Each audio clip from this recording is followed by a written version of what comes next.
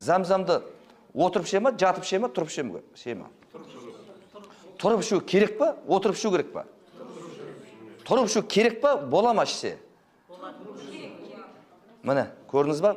Осы жерден біз қателесіп жатырмыз. Кейбір кісілер дұрыс айтып жатыр, кейбір кісілер қателесіп жатыр. Замзам туралы былай айтасыздар ертең аман-есен келгеннен кейін. Замзамды тұрып ішсе болады деп айту керек.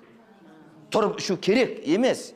Замзамды ғана тұрып ішсе болады, демек отырып та ішсе болады деген сөз ғой. Енді осының не үшін екенін айтып берейін.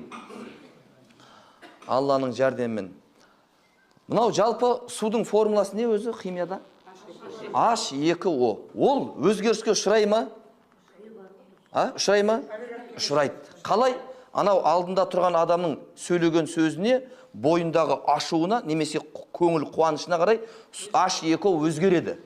Енді ол туралы кірмей-ақ қояйын, бер жағын айта берейін. Ол өзгереді міндетті түрде. Енді мынау замзам су бөлек, кәдімгі сулардың бәрі бөлек. Теңіз болсын, бұлақ болсын, бәрі бөлек болады.